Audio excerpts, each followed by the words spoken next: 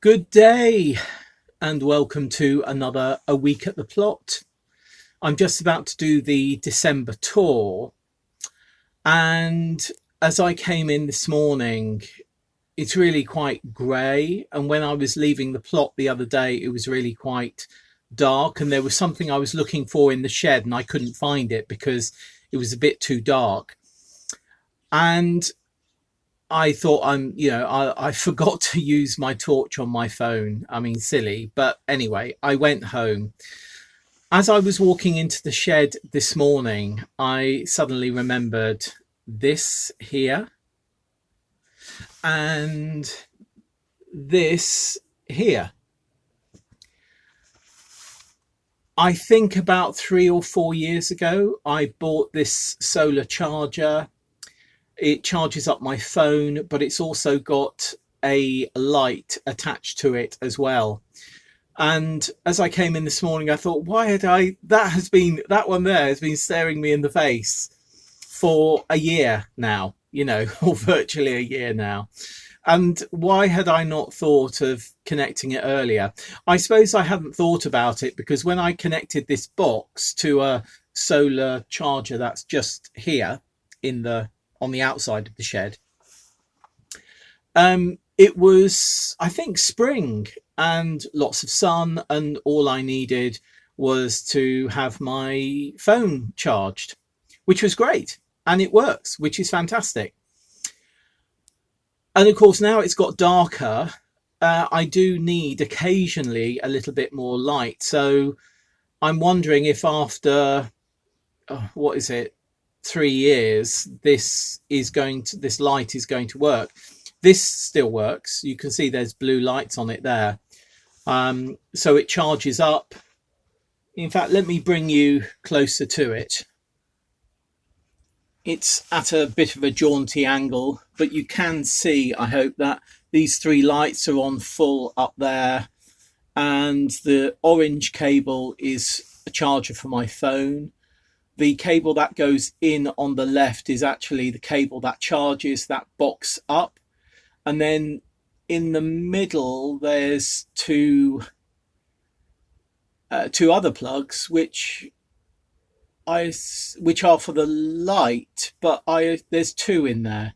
Oh, there's two lights in the box. Oh, I've just looked at the box. It says 2 times 150 lumen. So there's two lights in that box. So this is the box. As you can see, there are two lights. This is on the outside of the shed above our window of the shed. And the box is down here, charging mobile phone. So let me get the light out of the box and we can see if they still work. When I bought this, there was quite a lot of people on YouTube videos that were saying, where did you get this? And I got it from a sort of one of those sort of like pound stretcher type shops. I can't remember exactly what, Home Bargains. I got it from Home Bargains. But when somebody else said they wanted one, and when I went back to get one, they'd gone. I mean, this was like $8.99, I think. It was incredibly cheap. It seemed far, far too cheap for what it is. But let's have a look at the lights.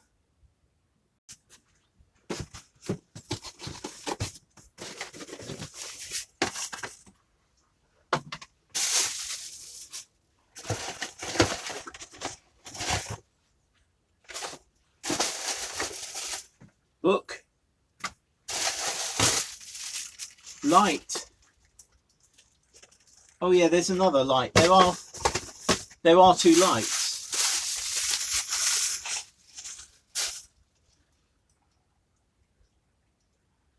Right, undo that.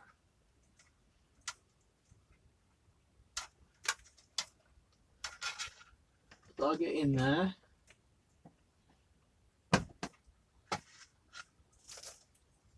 It's not come on.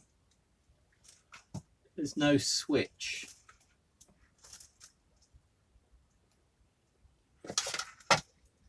Oh, does that do something?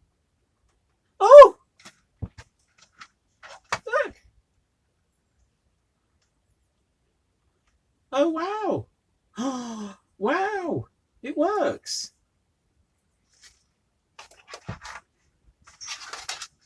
Obviously, it can hang up, I assume.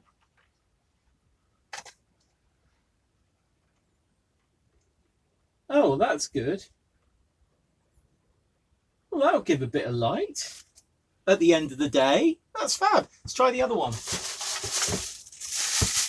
I thought, why didn't the light come on?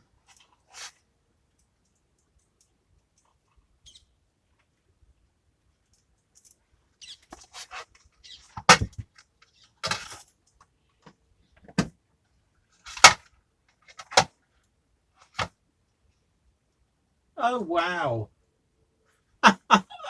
Isn't that great?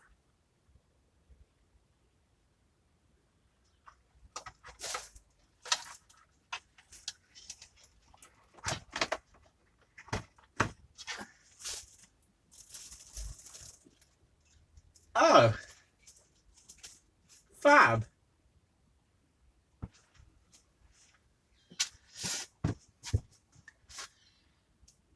Hopefully you'll have seen that.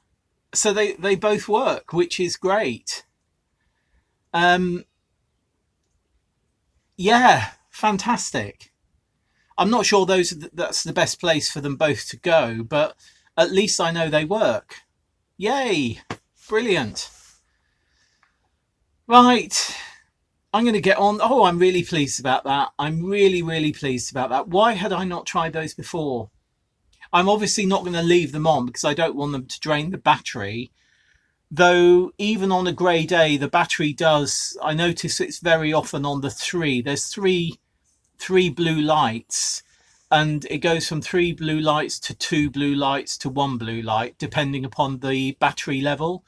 And each time I come into the shed, even on grey days, it's on 3. So that's really good. Fab. Right.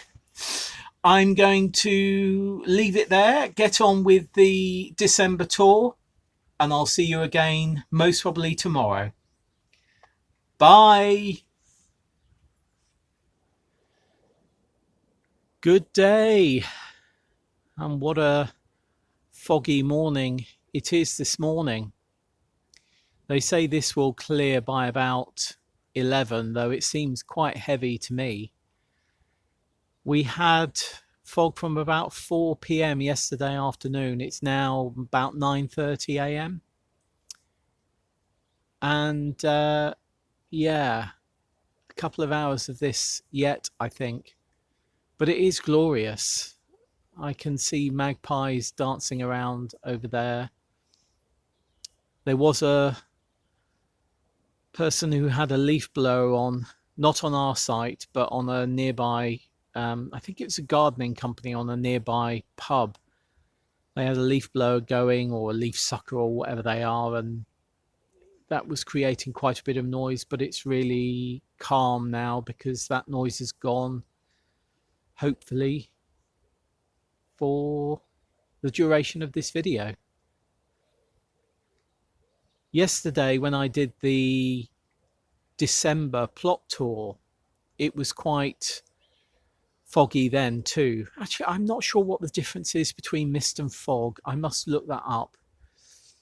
But you could see it drifting in certain areas, over certain areas of the site. You could see it drifting.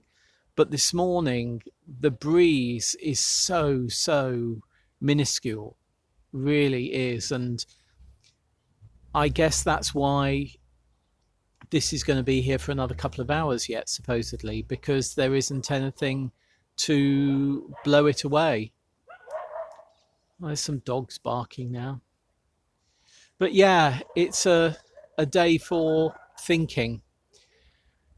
I want to tidy up the shed. I've still got the deck chairs that we were given and the table and chairs that we were given in our shed just to the right here that you can't see.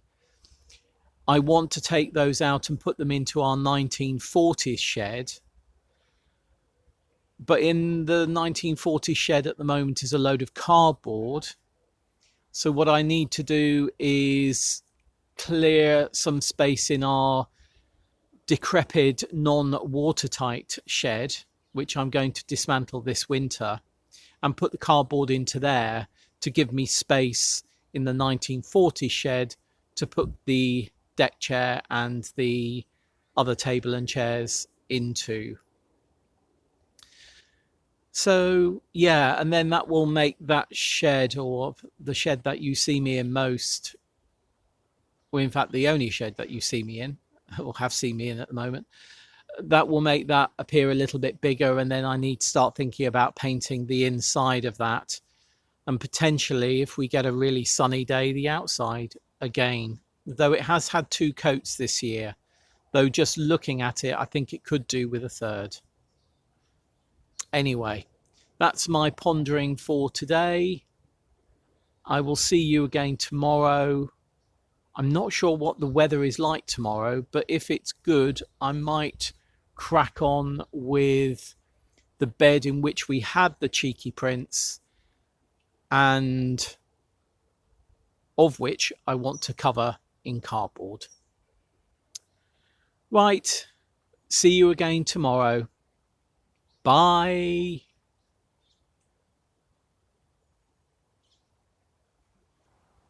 Good day.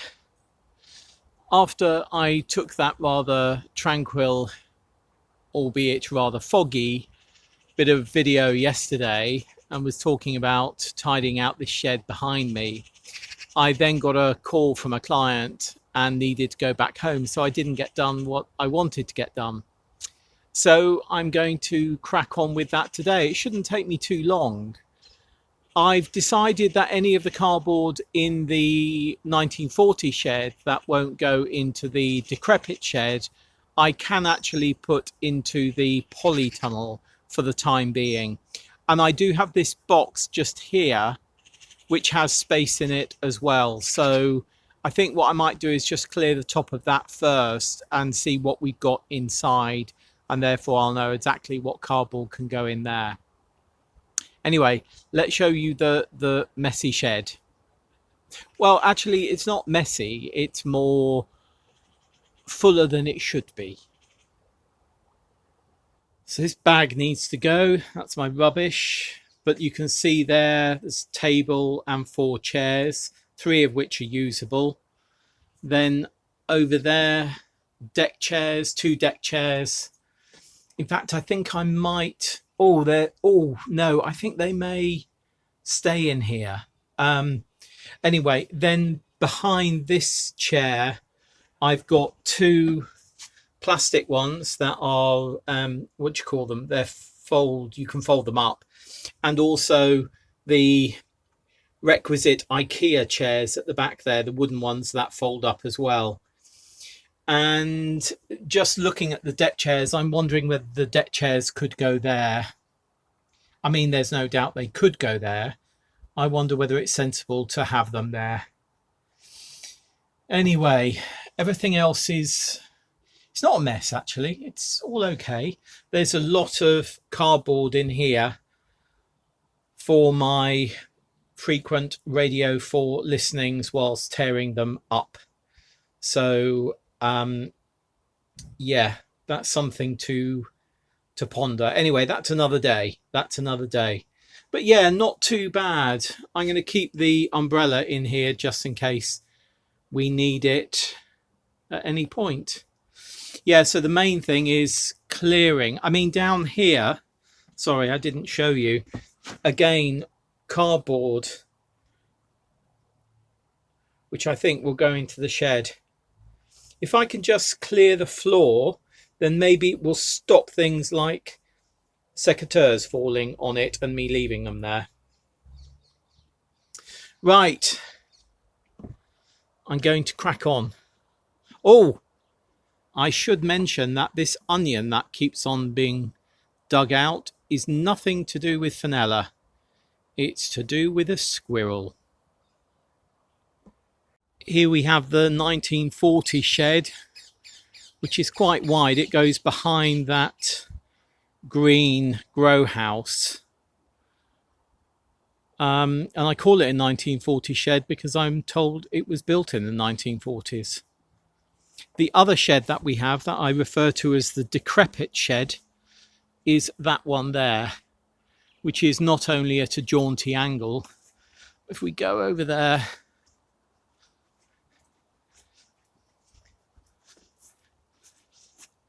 it has little roof. It's really rotting away. Yeah, maybe some remedial work on it for just this winter, but I think I'd rather have it as some type of growing space. Anyway, mulling, I'll mull that, but this is where I'm going to put some of the cardboard.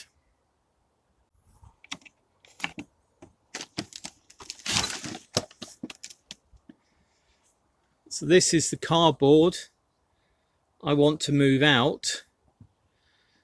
But as you can hopefully see, apart from spiders, this shed is that cardboard is not damp. This shed is pretty watertight. Right, time to crack on.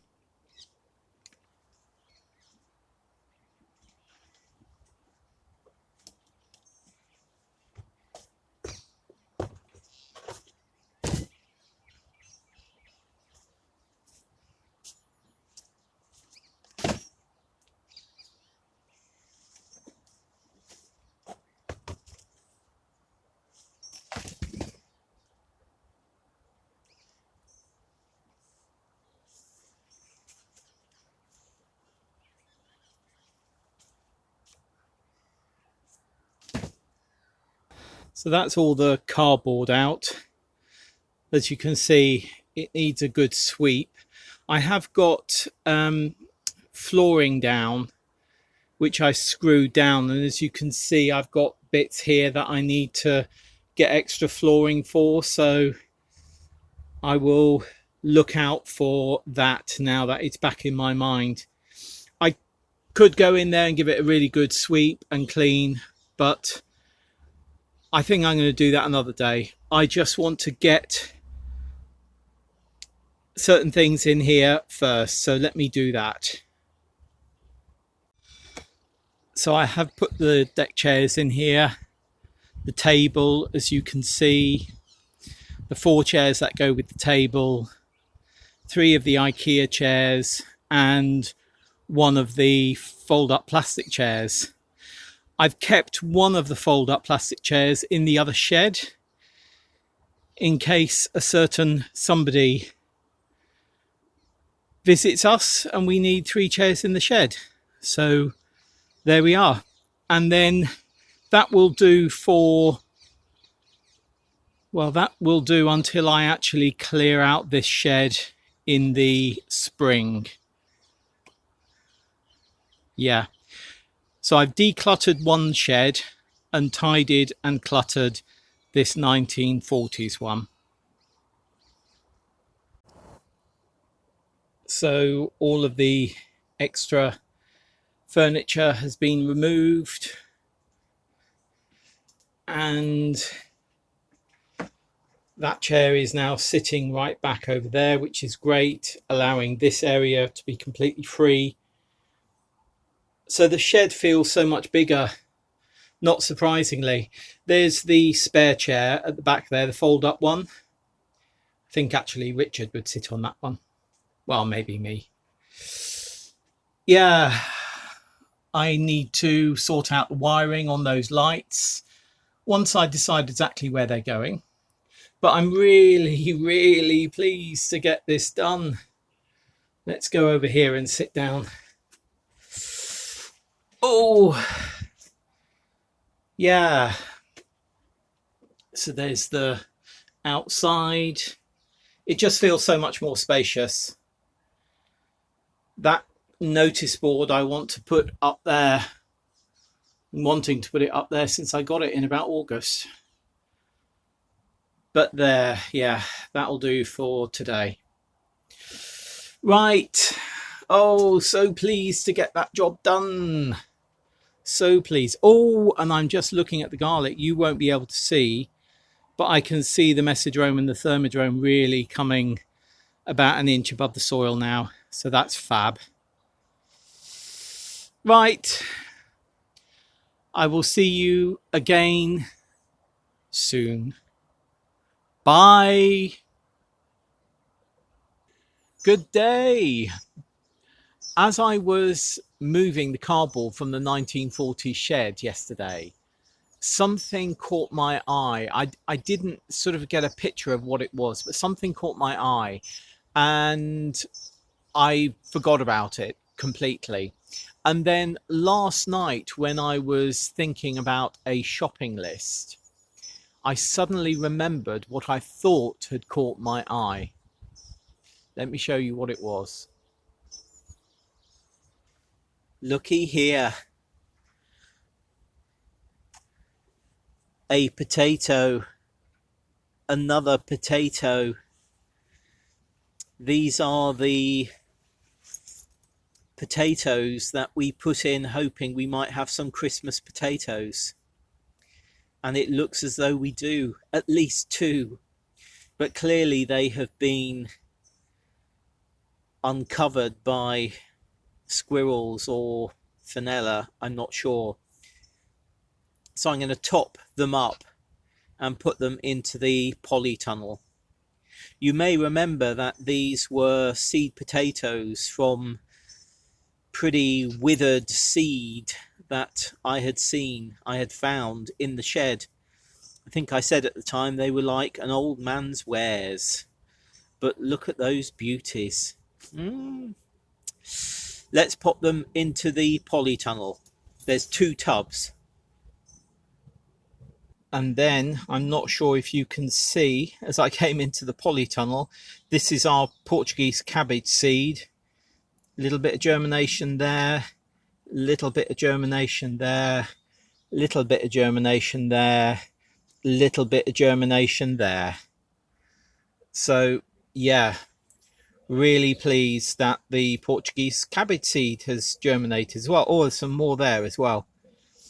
Yay! Oh, isn't that lovely? Potatoes for Christmas.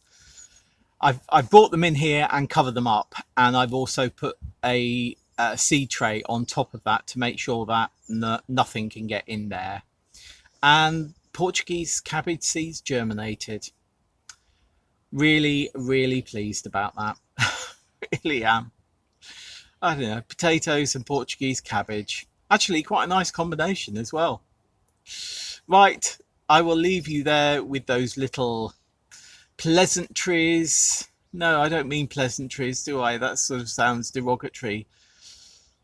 Pleasances? Happinesses. There we are. No, that sounds a bit naughty. In fact, I'm just going to leave it there. I'll see you again tomorrow. Bye. Good day. It's Friday afternoon. Gosh, such a busy Thursday evening and Friday for me so far, and I just wanted to come down to the plot, enjoy the last rays of sunshine. The sun came out about half an hour ago. It was glorious coming down here, though now it's tipping below the clouds. But behind you, i.e. in front of me, is a glorious blue sky with lots of clouds on it. Not all white, quite a lot of colour in them because it's getting towards sunset. And I don't want to turn the camera around because I don't think it will really capture the beauty of what I see. But what I did want to mention is yesterday, of course, we saw those Christmas tomatoes, not Christmas tomatoes, Christmas potatoes, which I was so chuffed with. And then the Portuguese cabbage seedlings, which had germinated, which is just fantastic.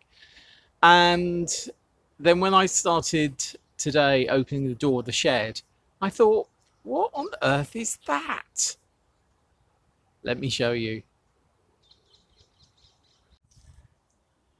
Well, that's definitely a squash.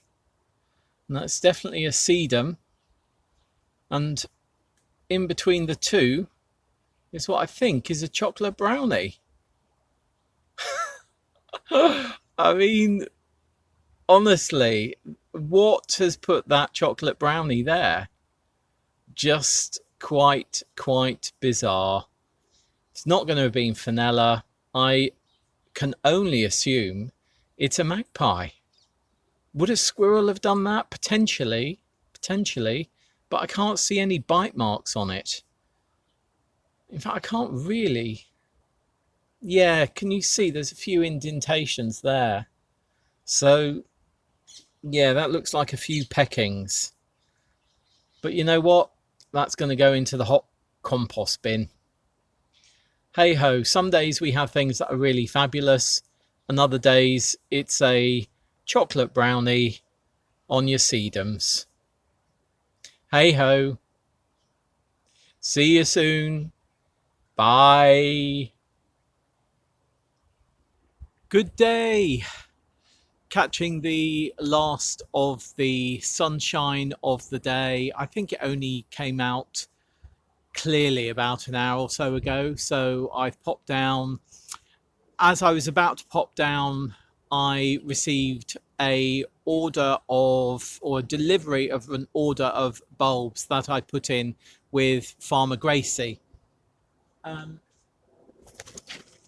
As you know, I was waiting for some daffodils to come through. I wanted was it King Alfred daffodils, the really sort of, traditional daffodils, but I couldn't get them. So I've got Dutch Master, which I'm really pleased about. So I can get those in the ground. And one other thing, I'm just going to put down the box. One other thing I ordered from Farmer Gracie was this, which is an Urginea, and it's Urginea Maritima. Urginea has a flower spike on it, and I don't know why, but they remind me of my childhood. I think there may have been some alongside gladioli in our garden. So I got this as a second order on Farmer Gracie, because when I'd done the first order of daffodils, which I got at an amazing value because it was right at the end of their sort of bulb selling, if you like, I then received an email through giving me £5 off and free delivery on something else. So this only, I think, cost me £2.99, and I'm just really chuffed with it. I'm not going to show you the planting of the daffodils because you've seen me do iris, you've seen me do tulips, you've seen me do freesias. And actually the daffodils are very, very similar to the tulips and the iris. Plant them twice their depth. So on a daffodil bulb, pointy end up, this isn't a daffodil as I've just said, but on a daffodil bulb, pointy end up, and plant double the depth. So I'm going to do that into one of our troughs, avoiding the edges. I'm not sure if I said that before, but these are metal troughs, so they conduct heat and they conduct cold. So I'm going to make sure that the bulb isn't touching the outside or touching the edge of the container, because I don't want them to freeze. So I'll be planting them about an inch in from the edge. This one, I'm simply going to put in some soil up to about this level here, leaving 2 or 3 centimeters above the compost. I'm going to be planting it into one of the black square pots that we have, the large black square pots, and I'll show you it when I've done it. This trough has now got the Dutch Master daffodils in, and then if we just come up here, there's the Urginea, which hopefully you can see there's like 3 centimeters of the bulb still above the compost. I had some more daffodils left over after planting that trough up, so they're in here. And then also, if I just come over, I had another 5 left over, which I've planted directly into the soil there. So hopefully those will hybridize. But now I'm going to put both of these into the polytunnel. This one because I want protection from squirrels, and actually I think the poly is going to be the best place for that. And this one because maybe if we put this into the poly, they will come up a little bit earlier than the others, and we might be able to take them home and have them at home. Oh look, Mr. Worm, Mr. Worm, bless. Right, I'm going to say goodbye and go over to the poly and put these in. See you again soon. Bye.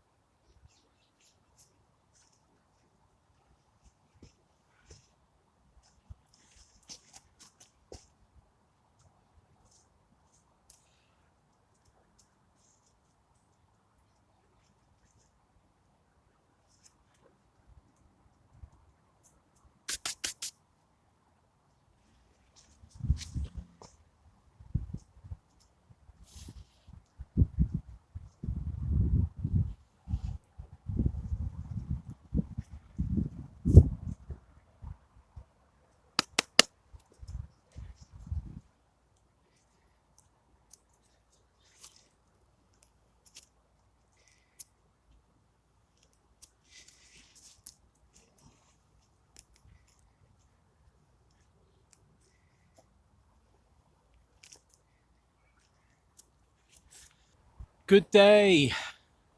Well, that's the end of another a week at the plot. I have been meaning to get that horse manure and the horse bedding into those compost bins for, or I think since the beginning of this week. So I'm really glad to have got that done. It's quite wet. So what I did do in the Dalek compost bin is I put shredded cardboard down before I put it in. I didn't get that footage, but I did do that. So there we are. Then we're having a few issues with squirrels at the moment. So I put some of the messidrome garlic back into the ground and covered that up as you saw. And then that poor onion set, I mean, bless, it is being dug out, put back, dug out, put back. I hope this time it stays in the ground and the squirrels don't disturb it. I had thought it was fenella, as you may know, but I found out this week when I came down, I saw it was a squirrel doing it. Also, I have found out that the squirrels really like the Burpee's golden beetroot. And I saw one carry a beetroot the size of a golf ball off with him or her the other day too. Wonderfully though, she or he had nibbled off the leaf at the top and just left that on the ground. So at least I could put that leaf into the compost bin. But yeah, it then went off with the Burpee's golden beetroot. Maybe that says they're sweeter, and maybe squirrels like things sweet. Anyway, and then I did a little bit of weeding, just hand weeding on the what was the tomato bed by the polytunnel. I need to get around to sorting that one and the bed next to it. Yeah, I need to sort those two out this coming week. Do I need to? No. Would I like to? Yes. So we'll see what happens. We'll see what the week brings. Anyway, hope you've enjoyed this A Week at the Plot. If you like what we do, please do subscribe and hit the bell button to get notifications. And do remember that you can see additional footage and photos and other things on our Ko-fi page if you subscribe. That's ko-fi.com/Richard and Paul. See you again very soon. Bye.